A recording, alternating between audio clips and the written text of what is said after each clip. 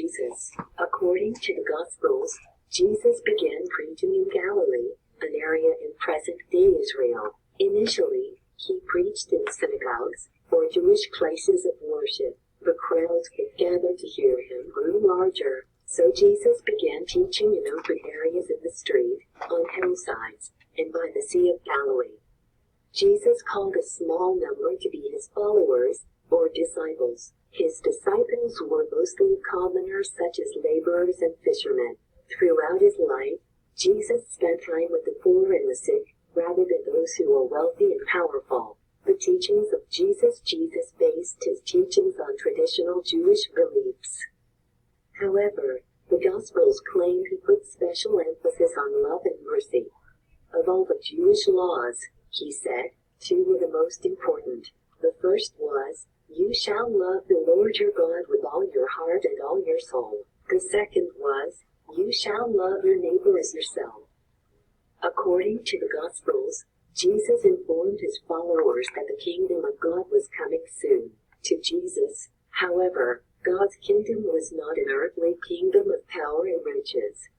Instead, the kingdom of God described a time when people would live according to God's will. Then, Jesus said, everyone would know God's love for all people, even those who suffer or who are looked down upon by others. One of Jesus' favorite ways of teaching was through parables, simple stories with moral or religious messages. Jewish law states that you should love your neighbor as yourself. When asked, "Who is my neighbor?"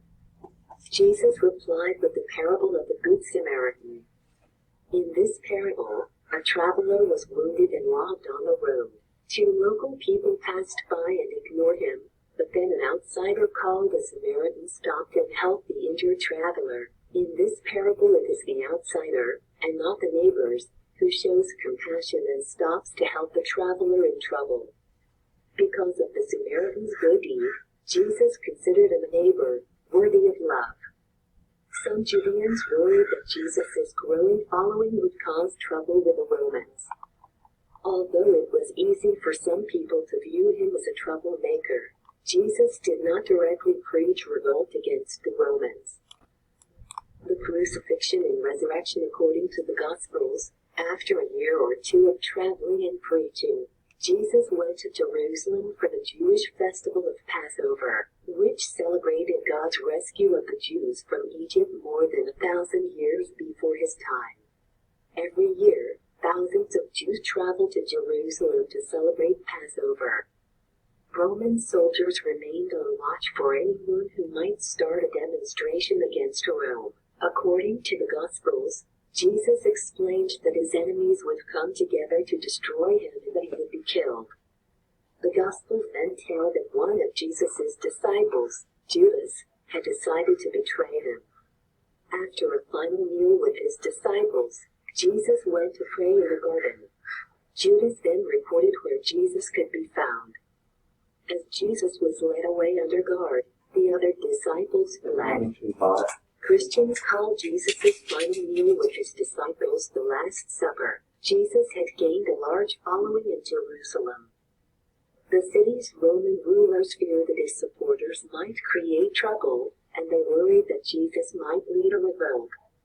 To eliminate this threat, they decided that he must die. According to the Christian Bible, Pontius Pilate, the Roman governor of Judea, ordered that Jesus be executed. In Roman times, a common form of execution was to be crucified, or tied or nailed to a cross until dead. According to the New Testament, the Romans took Jesus to a hill outside the city walls. There they nailed him to a cross and left him to die between 2 other condemned men who were also crucified. A few faithful followers later removed his body and buried it in a tomb carved out of rock. The Gospels say that 3 days later Jesus rose from the dead and then appeared to his disciples, an event Christians refer to as the resurrection. Belief in the resurrection convinced Jesus' disciples that he was the Son of God. According to the Gospels, Jesus left them again sometime later to join his Father, God, in heaven. His disciples then began spreading the news of his life and teachings.